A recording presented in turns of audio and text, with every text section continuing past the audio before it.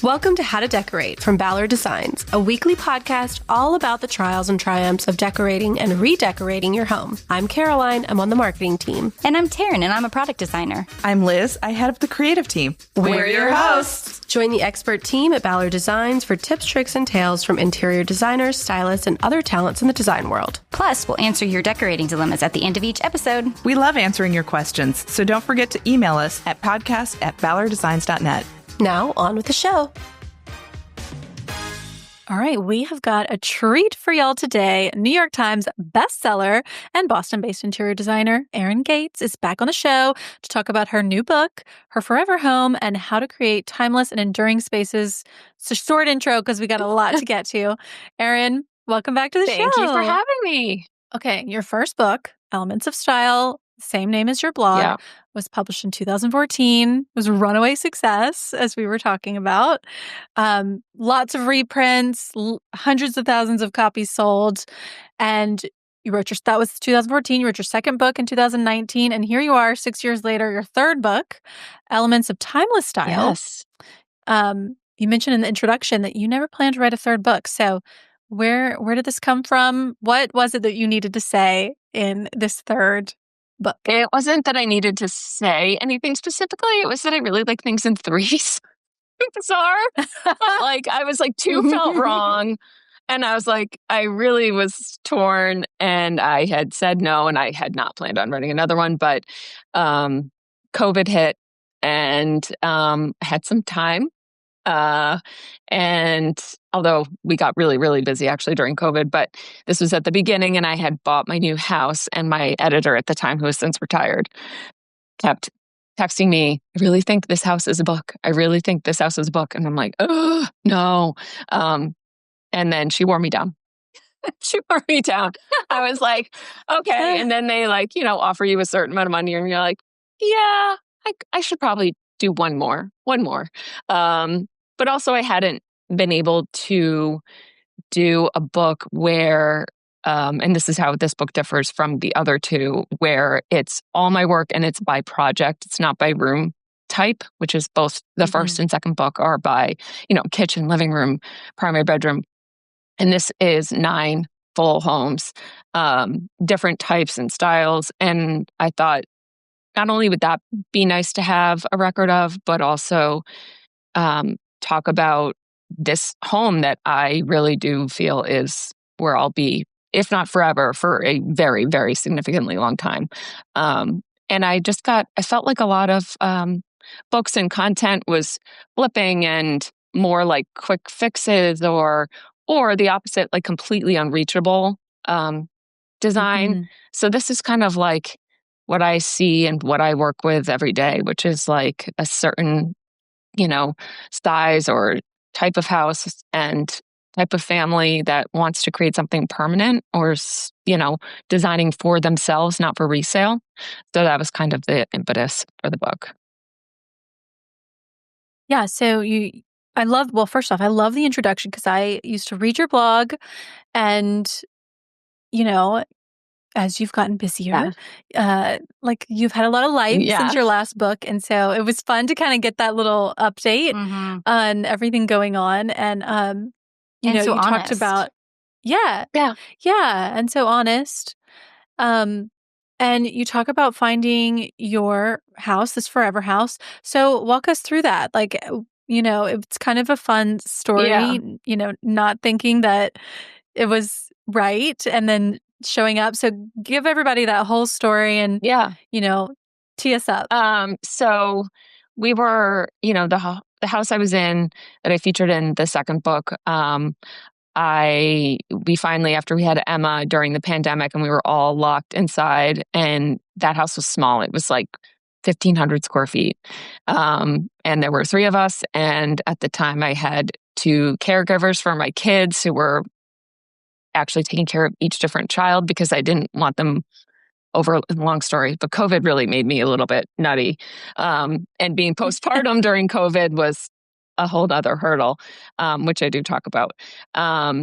So I was like, we need more space. We need a bigger yard. Like all the things that I didn't think were that important pre-COVID became like very important. Like I need room for an office. I need room I need a gym. I need like a big yard. I need, all these different things. And so we started looking, and I made offers on so many houses I can't even count. And none of them came together. And I do think sometimes it's heartbreaking and sometimes it's for a reason. And this house came on, and my husband was like, that house we've driven by in Wellesley is for sale. And I'm like, we're not buying that house. It's on a main road. Like, it's on a main road. Like, and I'd seen it a million times. Like, if you drive through my town, it's like very prominent, and it's set back from the road, but it's just a really charming, beautiful, stately kind of home. And working for other designers, I'd come out here all the time, and I'd always clocked it and been like, that's such a pretty house. But I was like, absolutely not. Like, location, location, location, busy road, big no. That's a big no. But it has this like 40-foot long white picket fence in the front, and it is really like, it does have some good curb appeal. So I was like, still no. I was like, well, you can go and look at it. And so he went with my dad, who's an architectural designer and real estate developer. And my dad usually shoots down every house I show him. He like finds every single flaw. And so I was like, yeah, take him with you. And my dad called me like 5 minutes after they got here, and he was like, get your butt over here. This is your house. And I was like, what? Are you crazy? Like, the house on the busy road? You're always telling me location, location. So I came over, and it was like a packed open house. And they already had an offer before the open house was even over. And everyone's in masks. And, it was still that time where it was like, it's October 2020. And I walked through, and then we walked into the back. And from the street, you can't tell that this house has a massive like backyard. We are on an acre, which here is a ton of land. It's it's suburban, but like you can get into Boston in 15, 20 minutes. So we went out back, and we were like, there's like woods back here. And like, we could put like, who knows, a pool. There was a barn with 3 stories. I was like, holy crap. And all the systems had been redone. The roof had been redone. The windows had been redone, but the interior hadn't been redone, which for me is like bingo, because I like my money where I can see it. Like, I'm glad someone else had updated, and they were frankly lowballing the house. So I was like, maybe this is my house. So we did put an offer in, and there ended up being like 4 or 5 by the end of the day, that first day. And this wasn't even when the real estate market was hot. Like, this was still, people were like, what's COVID going to do to the world? And so we found out that the owners had lived here for 25 years and raised 3 daughters here and put them all through the school system. And we wrote them a letter and with a picture of our family, and, told them like, we will be stewards, the next stewards. We're only the 4th owners of this house, and it was built in 1895. And they picked us, which was awesome. Yeah. And so we ended up getting the house, and it was the first time I've ever bought a property and not had an absolute mental breakdown thinking I'd made the wrong decision after finding out we got it. So I felt like that was a sign. So awesome. Yeah. And it's such a beautiful home. It's not at all what I ever thought I would buy. Like, I am a colonial Greek revival girl through and through. And this is like empire style. So it's like got a lot of French elements to it. But the windows are like floor to ceiling. They're massive. And I love that. And 11 feet, the ceilings are 11 feet in my kitchen and family room. And it's like the basement was a good height. And we could, it was already partially finished, and so many window seats. Love a window seat. It was just like all these little things that added up to be like, it smacked me right in the face. Like, this is for sure it. And thankfully we got it. Yeah. Has this new house changed the way you design it all, you think? Like, has it changed your perspective at all? Yes and no. I would say, you have to kind of, it's tested me in as far as like, you have to respond to the environment and scale. Like, my last house, my ceilings were 7'6". So to move into something with 11, you really have to, get back into the shape of like, okay, I got to really focus on the scale of stuff as opposed to just like, oh, I like that couch. you have to think like, oh, the seat in the back need to be a certain height in order for it to not to look totally minuscule in this room at 11 feet. So I think like scale, I think became important. And as we did 2 renovations. I think each renovation I learned a lot. And I made smarter and smarter decisions as I went along. And I made a couple really dumb ones, which I'll happily admit, everyone does it, even designers. But I think like this house is more elegant than my last house. My last house was definitely a little more casual and typical. This house is a little bit unique and a little bit more dramatic. So I'm kind of leaning more into that side. But okay, let's see, it's been 5 years I've been here. It'll be 5 years in October that we bought it. And I'm ready to start over. Which is ridiculous. No. And it's like, not like renovate, but like, I'm already like, yeah, like I'm happy with all the renovation choices I made. It's like, well, maybe a new chair in here, some new drapes in here. He's like, okay, so an evolution versus a renovation. I think it is an evolution. Like I would never get rid of like the mural wallpaper in my dining room. Never. It was the first decision I made when we bought this house, and it will never change. Mark my words, that will never change. It's just something that is so classic and permanent. But then you can tweak things. Like I was too scared when we moved in to do a bolder color drape in there. It's just, I was like, I can't do that. Like that's not safe. It's like, and now it's been 5 years. I'm like, you know what? This paper would look better with a really bright chartreuse drape. That would be so amazing in here. Like I've matured to trust myself within my own home even more now. So it's not that things like I would never rip anything out at this point. It would be more of like tweaking what I've started as I grow older and the kids get bigger and our needs change. So I think that's why I hope this book is helpful, is that like the stuff that's nailed down literally, like you've got to be super smart about what you choose and you can have fun, but like you're putting a lot of money and investment into those choices. And like, I wouldn't change my kitchen. I wouldn't change my bathroom. I wouldn't change any of that. My drapes, sure. Anything that's soft or soft goods, seating, like those are always sort of, I feel like, in flux. They just are. Because, especially for someone like you see so many things all the time. There's always a new fabric and a new color and it's the hardest a new part. collection. And it's like, now you see everything. This is why it's so hard, at least for me. And I feel like most designers, I am my worst client by far. Like, talk about not being able to make up her mind. It's because I see like everything every day. I'm absolutely overwhelmed with all the options in the world. And it's like, I always say, I'm like, I could have a modern house and I would do it this way. And I could have like a really formal house and I could have a country house and I could do a bungalow. And like, I'm like, I need more houses. Because it can't all come out in this house. But it is, it's stuff that, you want to buy well with certain things and buy once with certain things. And then there's other things that you just know you'll be updating or changing as your tastes evolve or your kids get stuff messed up. Happens. Well, I do think that's a great lesson actually for listeners because there's so much. It's easy to want all of it and to fall in love with lots of things, but using your own house and your own situation as your guardrails, just like you would buying an outfit. If you're like, oh, like that's not going to flatter me. Yeah. Like, is it going to flatter your house? Keep that same sort of mentality because you could go in any direction, but that doesn't mean you should.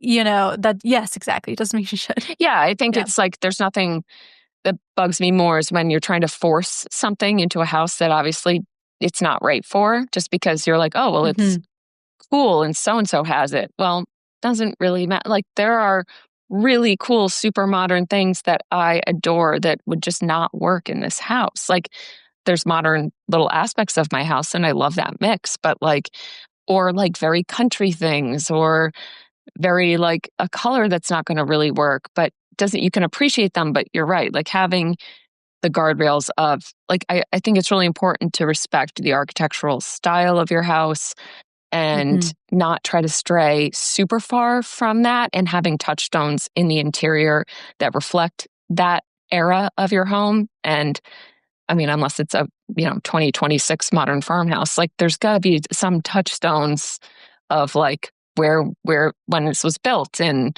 who's lived here. And I love that, adding that to a house and kind of using that as some of my inspiration. So yeah, I want to make sure that it feels organic. And you definitely do that in the projects, you know, because the format of the book, the first half is really your own house, your journey, renovating your forever home. And then the back half is all of the 9 projects. Yep. And there is so much variety in there, which I love to see. There was a lot of layered color. There was city. There was, coastal. There was country, so much. There's like rustic country. Like my clients are very varied. And I think what I am the most proud of for our firm and for me as a designer is that I really truly do not have a standard look. That especially in this book, I think you can see that we really do try to filter our clients' taste through our lens and our expertise. And I think you can go from like one project that's like very California, country, rustic to another one that's like sleek and dark and like more modern. And then another's, like a condo in New York and then a beach house like in Maine. Like there are that variety. And I think each one looks so different. And I think that's what I am most proud of, I think, is that ability for us to really make these individual and unique homes that reflect our clients and not necessarily like, oh, Erin Gates must have done this house. Which is great. And it works for a lot of people. And sometimes I envy that because everything looks cohesive in their portfolio and mine is like all over the place. But it is kind of exciting to be working on multiple projects at once that are vastly different in aesthetic because it gets your creative juices flowing and you can't get lazy. Do you ever sort of, maybe not intentionally, but unintentionally use something from one to another? Like for example, if you're like, oh, I just did this thing that was like really coastal and we use XYZ, but it could kind of work here in a different way. Yeah. Oh, yeah. Because that could be kind of fun. We'd always joke there are like certain things that you could probably do like a Where's Waldo in our projects and like find the same, like either like some accessory, like there's like a couple of vases I really love and buy for like every project or like ottomans that but you'll see. Oh, it's embarrassing, but like I use the same counter stool all the time because it's the best counter stool ever. That was going to be my joke. Yeah, every project but 2 has the same exact counter stool. And I didn't even notice that until we put the book together and I actually saw it all together and I was like, oh my God, Erin, like, but it really is like we show people other versions and they're like, no, I want that one, the one that you have. And I'm like, yeah, but there's so many other ones. But it really is. It's It's a good one. Loss and Fanning. It's amazing. And it's like, it fits with modern, it fits with traditional, it fits with like, it's just and it's really comfortable. So it just works. And same with like, there was something else. There's like a certain dining chair I really, really like that I've used in multiple. I've used in a city condo. I've used in my own home. I've used in a coastal home.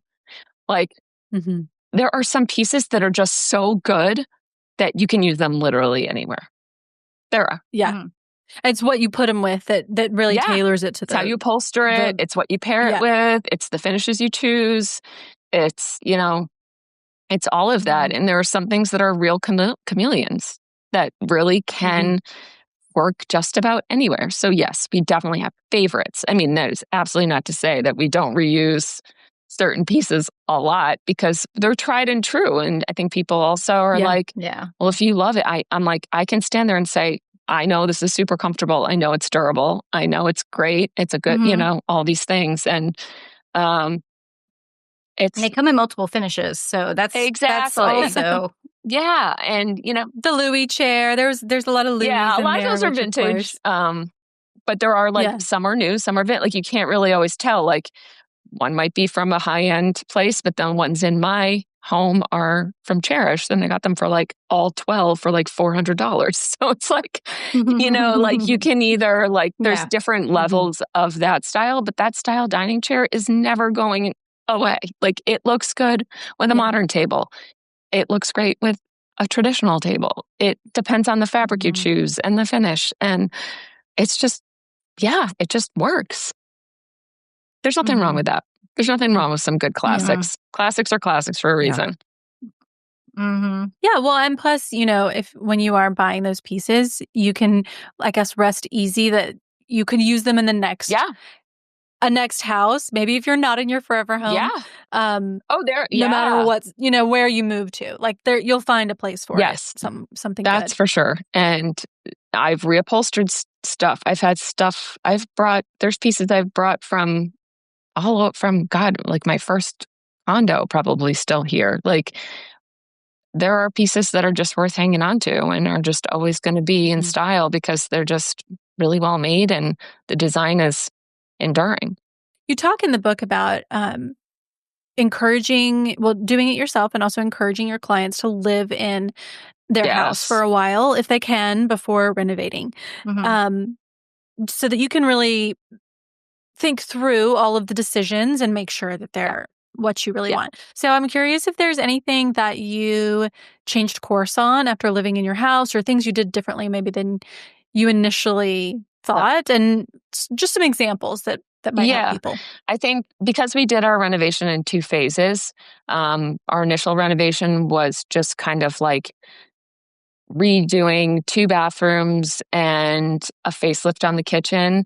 If I had done the full gut at the outset, I probably would have made some mistakes. One of them being like we thought we could get everything within our footprint that we had for our kitchen renovation. And after living in it, we realized we couldn't. So while our addition was really minimal, basically we enclosed our side porch to become our mudroom, and we turned our old mudroom into a butler's pantry, which I didn't think I needed.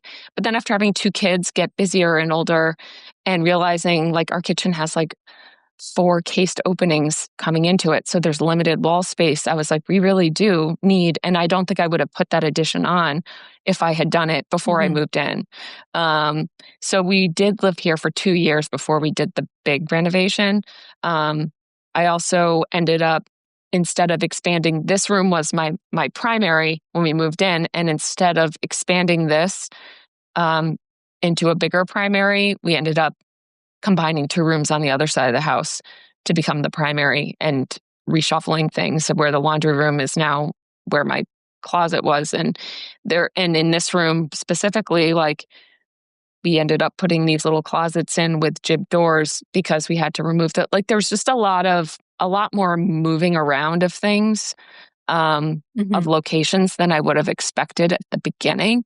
And I think but it doesn't always have to be that big. Like it's also like, even if you're just in a house for 6 months before you pull the plug on a renovation, like what door are you using all the time? You assume you're going to use this front door or whatever, but maybe you end up coming in a different door. And when you do you have a place to put your keys and your mail down? Do you not? Like little things like that, like where you kind of see how the flow works day to day with your lifestyle and how you live in a space and how much storage you actually need or how high traffic a certain area is. I think it's really helpful and beneficial to take that time to really just try living in it for a bit before you finalize a renovation plan or order furniture.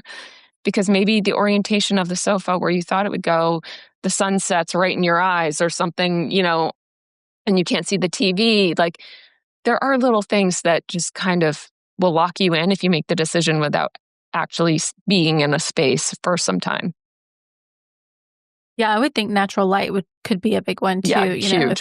If you're renovating and you can never get a feel for the natural light when you're just touring it before buying. It's something that you really have to, especially, and even like all the different seasons. It's just helpful. And like I'm about to start a kitchen renovation where this family they lived for a year, and it's like she's like, the kitchen is now falling apart, but now I know exactly what I want, and I'm like, great. Like, it sucks in the moment, but long term, you gain so much knowledge living in a space.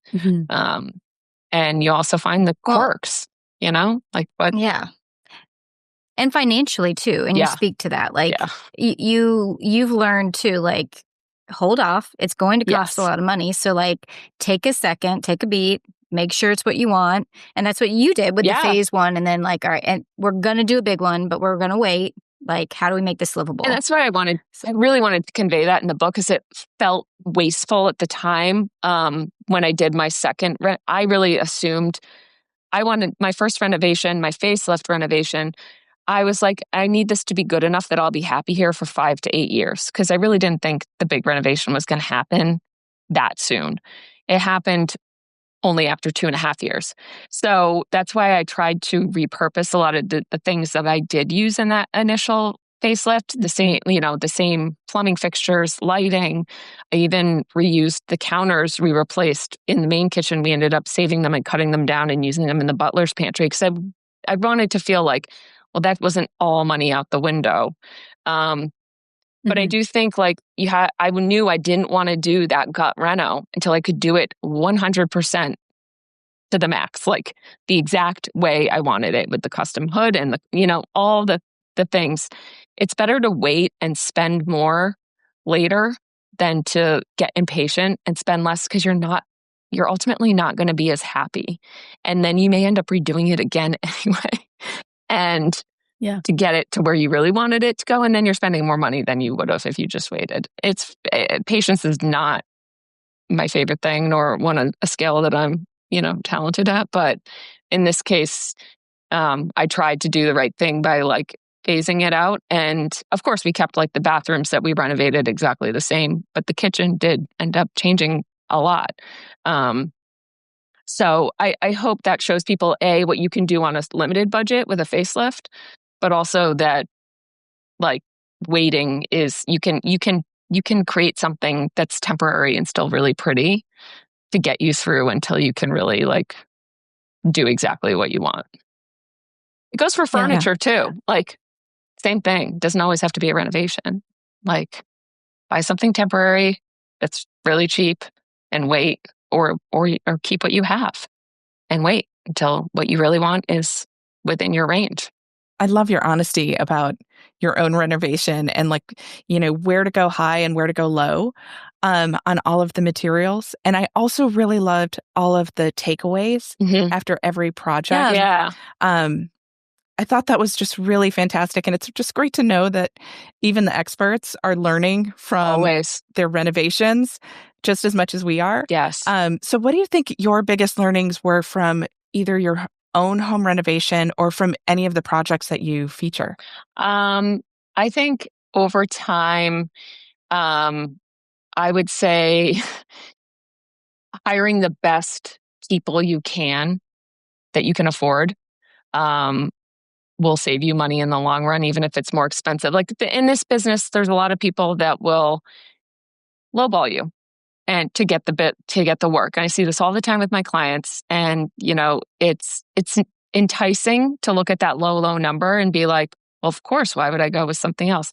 But you've got to look at it holistically and make sure you do, you check references and you make sure that these are good people to work with. I think, luckily, I haven't had a horrific experience personally, but I have clients who have. And it's so heartbreaking. So I think because it's financially and emotionally really, really taxing. So I think overall, all my years of designing, that is my number one takeaway is hire people you are happy to be with and talk to and collaborate with, who listen to you, who respect you, who will shoot straight and be honest about the things that go wrong and take accountability for those mistakes. It happens to all of us. I mean, if I mess up, I'm the first one to be like, this chair came in, it doesn't fit. My bad. I own it now. And, we're going to pick a new chair, but there are people who won't do that. And so I think it's like taking your time to really interview and hire people that you trust and enjoy. This is creating homes, whether it's building, renovating, decorating. It's a very personal, long process. So I am happy that I've had a ton of repeat clients and that a lot of my clients become friends. And because I really think it's just such a intimate prospect. Yeah. That is truly like the biggest, I think, most important takeaway for me. Also, like natural marble and natural stone. Don't be scared of it. Everyone is I like that you wrote that in there. Freaking scared of it. And I'm like, it's going to etch, it's going to stain, but like you cannot fake it. There are good quartzes out there. I use them all the time because so many people are scared. I just think natural stone gets such a bad rap. And I've never regretted using it. And none of my clients have. I mean, okay, maybe there's a client or two who's like really particular. You have to know yourself and know like what's going to make you crazy. But I think that's also something that, I don't know. And also just like check everything, read every document, double check every contract, double check every proposal. Don't assume that it's perfect. It's fine. There's no mistakes. Read it. I catch stuff all the time and I've missed stuff. So, don't trust that everybody's got your best interest at heart necessarily. And that's not to sound like negative. It's just like, make sure that you're doing your homework, make sure you're reviewing everything and that it is exactly how you want it so that you don't get stuck with like, oh shoot, I didn't mean to pick polished nickel. I meant to pick brass or something on like a window latch. Right. Like it is a lot of details and that's why having a designer and professionals to help you is really important. But also even as a designer, we've also like for every single client have to make sure that we're going over all the nitty gritty. It's not the sexy part, but it's really essential to getting a good product. Yeah. I mean, you talked about your kitchen cabinets and my stomach just turned for you. Yeah. It was really disappointing.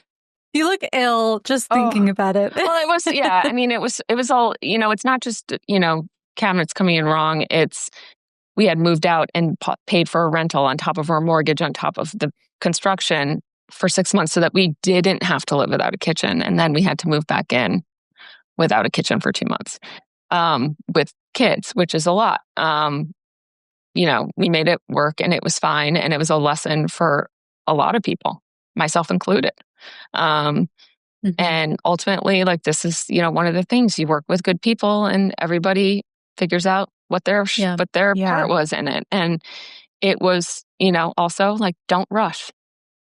If it's going to take longer, it's going to take longer. And, like I should have insisted on certain things that I didn't because I was feeling like, oh, I should just, I know everyone, like and it was a huge bummer for everyone. It was really tough, but now everything's got corrected. My kitchen is gorgeous. It is stunning. I love it. It's really lovely. Everything is kind of, having cabinets up to 11 feet, there's a lot of step stool been happening. I'd originally planned to do like a library ladder in there. Thank God I didn't because it would have always been in the way. I probably would have ripped the thing off the wall by now if it had actually happened. But okay, that is my question with them. Yeah. I'm always like, where do you put it when you're trying to open that? We did do one actually in the house, the Lincoln project that we ended up doing it. I don't think it's in there. We ended up adding it, but where you can have really thin ones that hang on the wall that you just, and then the rail stays, it's not rolling. So it's like you take it off, it's on hooks that hangs flush with the wall. And it's like a thin, like a brass material. And then you bring it out and hook it onto the rail and use it to go up and down. But yes, unless your kitchen is literally like massive, you are going to stub your toe on that thing like all the time. I have one in my office and my office is gigantic. It's very large and there's enough space, but we still find ourselves like, get out of your ladder. Like, it's just, So that is one thing that I last minute was like, I think I'm going to hate this. Visually, I love it. But I think functionally, we have to think about function first and beauty second. And functionally, this is going to make me insane and probably cause like a broken foot. So I eliminated it. But yes, we have to have a step stool that we pull out all the time to get up high. So things that we don't use every day go up really, really high. And then my husband is 6'4", so he can reach a lot of it. That's helpful. You're tall too. So I'm tall, but like, give me a boost. So we do have like, someone needs to make a prettier step ladder. perhaps it should be me, but like, I don't know, but like one that has like 4 steps, like I need like a 4, not just like one of the little baby cute ones. I need like 4 steps. And none of them are like... Actually, Front Gate has a good one. Oh, really? Have you seen the Front Gate one? They are really good. No, but... And they come in different colors. I work with them all the time. It's so cute. Mine's like mint green. It is a cute color. I want one that looks like antique, but isn't antique and going to give me like tetanus, you know? No, this will is not work. It won't be like every time you open it. Oh, it's sending it. Oh, they actually do have a brass. Oh, really? I like that you're shopping. I know. I like that we're actively shopping during the podcast. Well, you know, Kate BB and I are like besties. And if I don't do it now, then I will forget, and then I'll never send it to you. So that's hilarious. I'm doing my patio with Frank Gate right now. Oh, nice. Exciting! Can't wait to see it. Well, you did one already? I did originally, and now maybe it was a different... we renovated. Yeah, so we just finished. This is our I say our last project. I'm lying, but it's almost our last project. Was putting in a brand new patio and fire pit, and so it's much bigger, so we needed some different furniture. So we partnered with them to do some fun stuff. We'll shoot in the fall. Okay, so this is your forever house, or as forever as you're willing to. Like, don't quote me, but yeah. Just get a second and a third. Yeah, you're fine. Yeah, exactly. I'm always curious about designing, knowing that you're going to be somewhere for a long time, because sometimes there are just things that you don't know that you're going to need until you need them, right? So I'm curious how you thought through, like, okay, how is this going to live 5 years, 10 years, 15 plus? And were there any things that you specifically added or didn't do, knowing that, your kids aren't going to be 4 and 9 for long and that kind of thing? Yeah. Well, I mean, with kids' rooms, I almost always am really very conscious of how temporary, like juvenile stuff can be. So with most kids' rooms, you'll notice that like walls and drapes are very much ageless. And then it's like the fun accents that, like my daughter's room, like she's got Bowood wallpaper, like that could be a guest room. It could be anything. Like the bed too could be a guest bed. It's not like kid, but then her bookcase is like a dollhouse, and there's like fun little kid touches. Same for Henry's room. So I think long term with the more expensive permanent things, and then more temporary with the movable pieces. I think as far as like the rest of the house, we made our playroom more something that could easily transition into a guest suite on the bottom floor that has its own entrance. And we added a shower down there to make a full bath. So I was thinking more long term that this won't always be a playroom, that this could be, we did get rid of fifth technical bedroom, fifth, that we had when we made our primary suite. It was really not a bedroom. I mean, it was a teeny tiny room that could have a twin bed with like a tiny closet. But we would like a space for guests to sleep. So I wanted to make sure that playroom really could easily transition into something longer term. But I think for the most part, the only thing that this house would be a problem with is aging in place. It is very vertical. I have 4 floors. Having elderly parents now, I'm like, oh yeah, this will not work when we are 75. So I say forever. I say, as long as our legs are working. I have people like do things like think ahead, and they put in space for an elevator while they're building. They don't necessarily add it now, but they block it out in a house because they know they want to stay forever. Or they do add an elevator and they just kind of keep it. There are things like that I think you think far ahead about.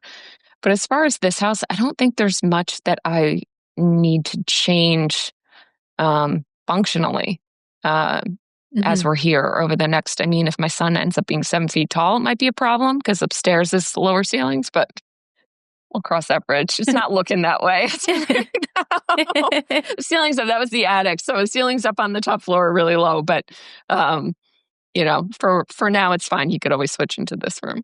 Taryn, I was curious how you liked the book since you sort of built your forever house. Not to put you on the spot or anything. Now it's your interview. Right. I feel like I appreciate it. Again, you talked about phase 1 and phase 2, and we had lived in a ranch and very much did what I would say was phase 1, which was, again, making the ranch livable, before we would eventually knock down because it just was not a great frame. So, but with the forever home, it is, like you said, of where there were ways I thought we would use the house that now have changed. Yeah. In the sense of where the kids play. Even knowing like what you've put a place like right outside my office is a big area to play. Nobody plays there. Yep. So, it is very much learning how spaces can be used and that every space could be something else is kind of nice. Yep. Mm-hmm.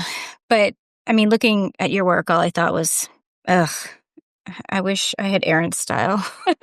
That was what my true thought was. I was like, all your spaces are just so beautiful and so finished. And you do speak to that in your book, but like we've been in here 4 years and, we just spent so much building as one does. And so like it's the slow time of like gathering the things to complete the vision. Yeah. And to your point, trying to complete them before I change my mind. Exactly. But also leaving room to add.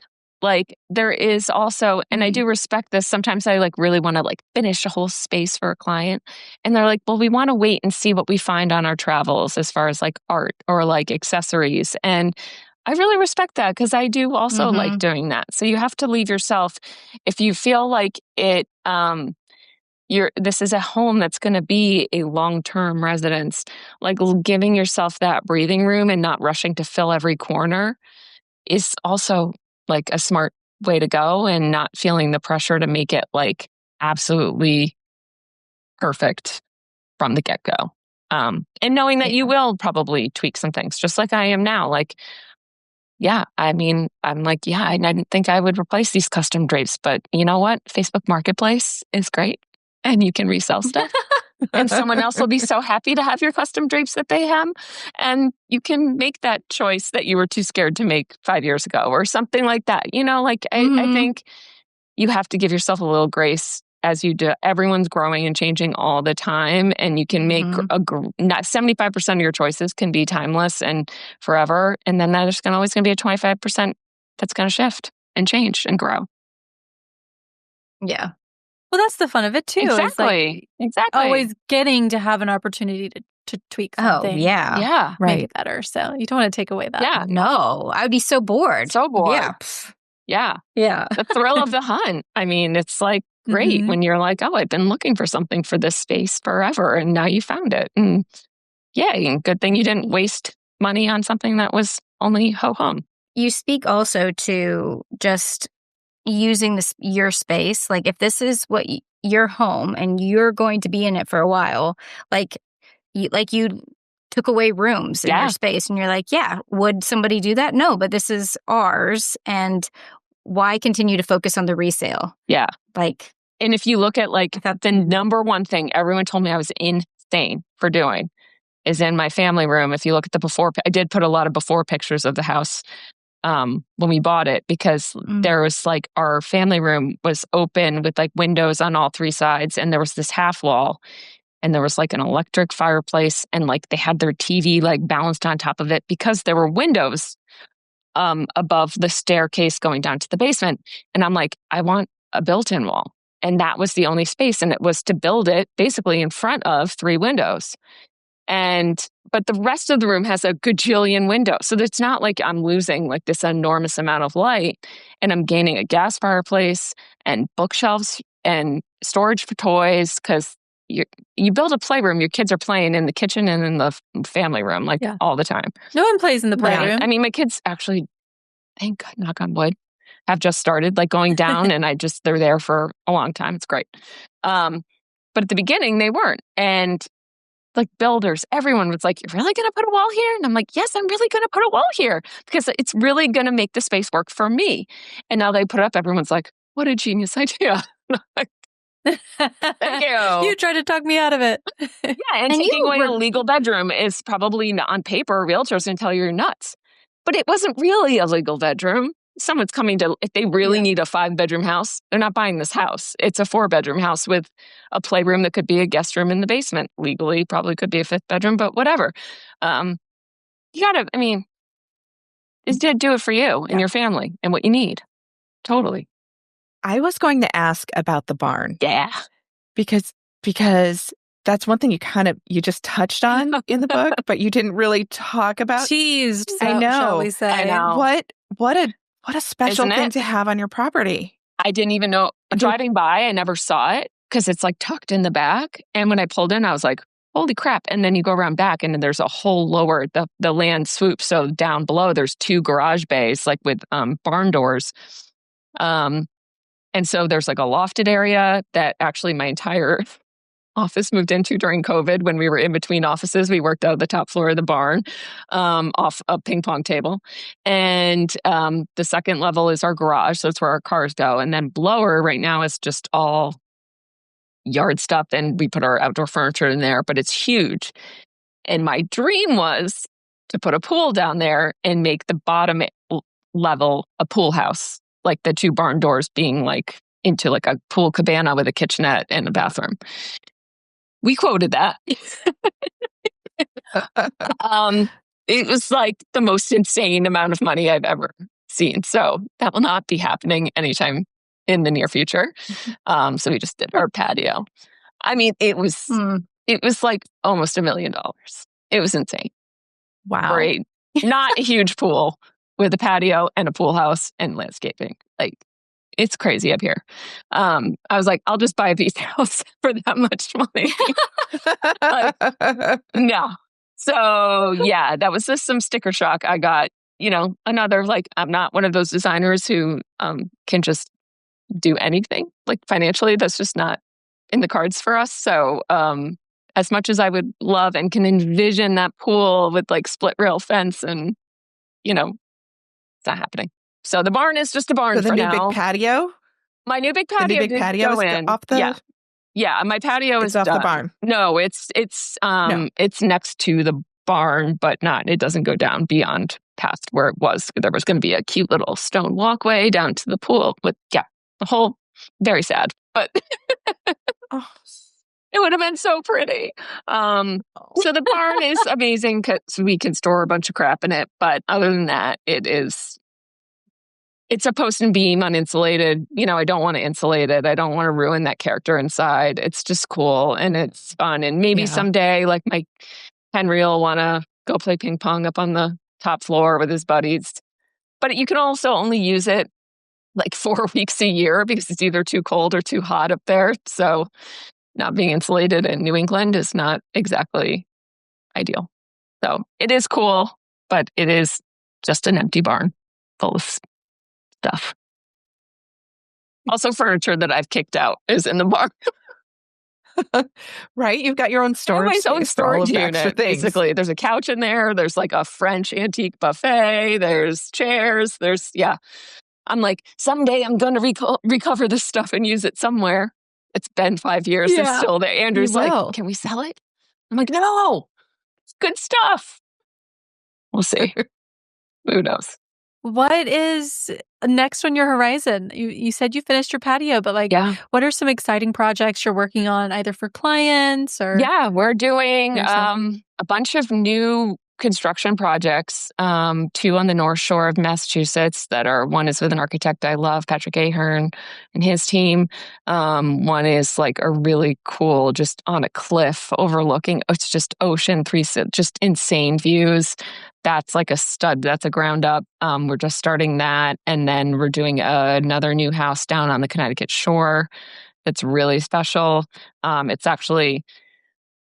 did like one a couple's house, and then this is the husband's brother then hired us to do their house down the street, and then the mom has now asked us to do their house. So it's a cute little familial thing. For me, I think it's, I'm really loving creating all the products on my brand, rugs and mirrors and wallpaper and all of that, and kind of even developing that further. And then I don't know. I think it's a time period of like figuring out what I want to do for the next 5-10 years with this business. It could either go bigger, could be tighter, it could be, I'm not quite sure. I haven't really had time to think. So this is going to be a nice time period after the book tour to really ask myself, heading into my God, I turned 46 next week. So heading into my 50s, like, what do I want to do? Status quo. You could do it all. I could. Do I want to? Is the question. There are things I really, really love doing, and there's other things I haven't done yet that I'd like to do. And I would love to.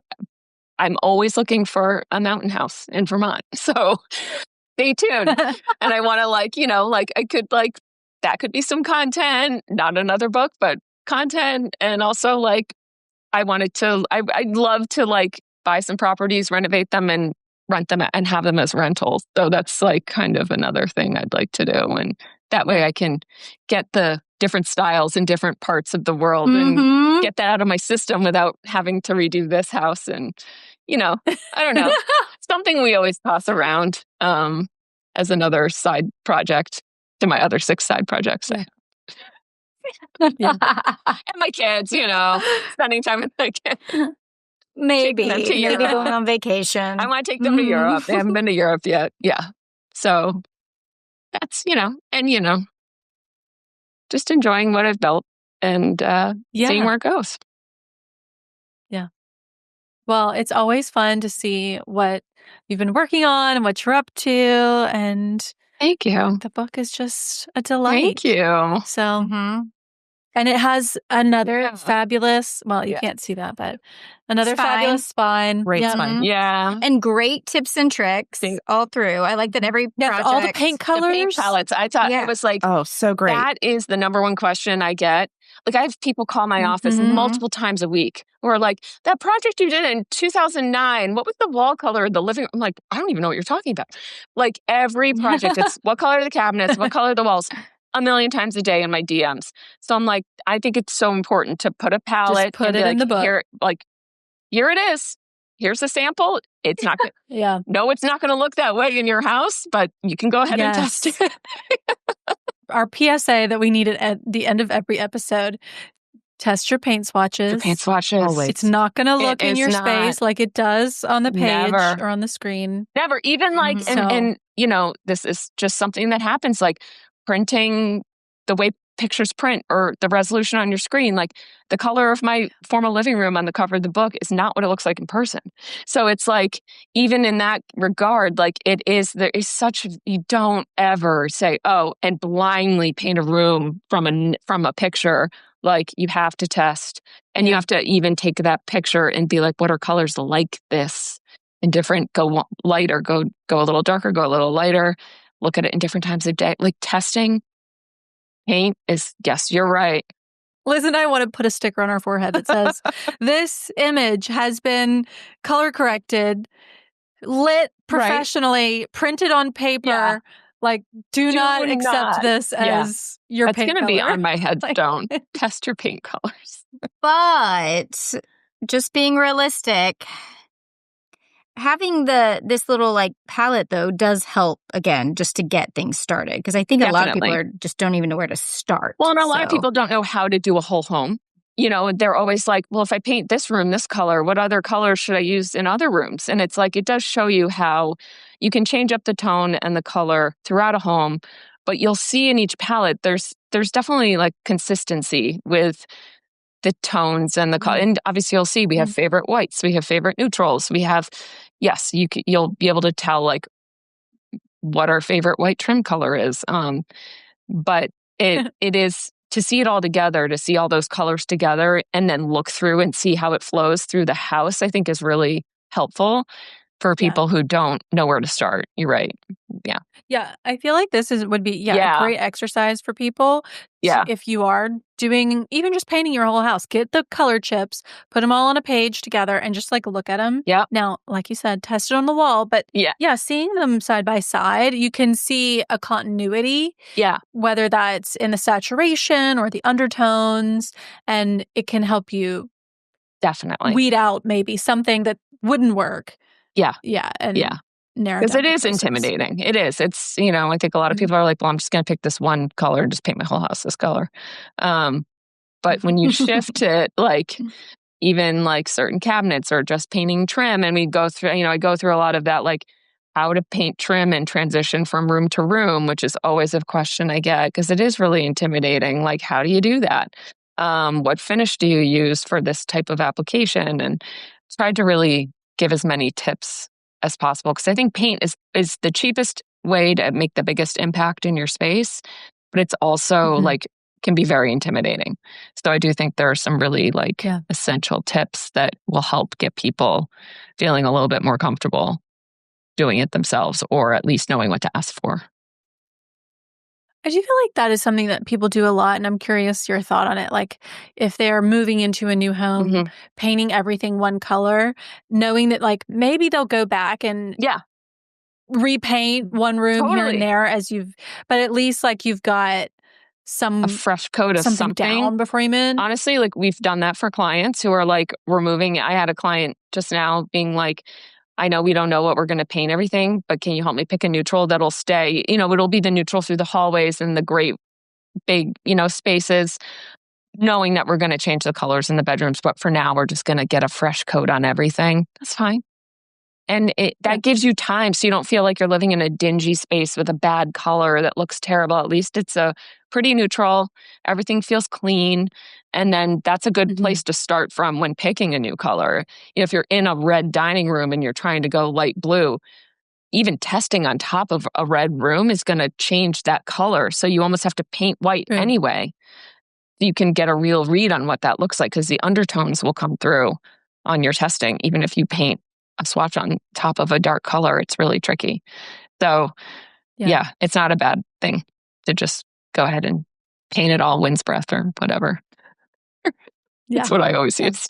Well, I really love the takeaways as well from every project. Like you reflecting on like what went well, what to note so that anybody who is in a process right now could totally get some takeaways from, not only beautiful spaces, but I also wanted people to read those and then look back. If it's like I'm calling out like this was really successful or this was something we did that I think is worth noting that maybe you didn't notice just looking at the image. Because that's what makes a space, great instead of just good are like those little touches and those little details. So it's not just like what went good and bad. It's also like, hey, note this, like, look, check this out. This is a good example of this executed well. I wanted it to be like a really informative guide as well as a pretty book. Well, success all around. Thank you. I'm so glad. You work on these things, then you're like, oh God, is this good? I don't even know anymore. You get too close to it and you're like, I think it's good. It's good. It is. No, I thoroughly enjoyed it. I'm so glad. And like I said, especially the introduction, just because, I think anyone that's been following you for a while will especially love that part, knowing your backstory and having read your previous book. So, well, thank you. Really wonderful. Thank you. Yeah. Thank you. Well, tell everyone where they can find it. It's on pre-order now. It comes out September 30th. Yes. Yeah, you can find it any indie bookstore, Amazon, Target, all over, Barnes & Noble. If you go to my Instagram, it's in my link tree too, all the different places you can pre-order. Elements of Timeless Style, Creating a Forever Home. Yes.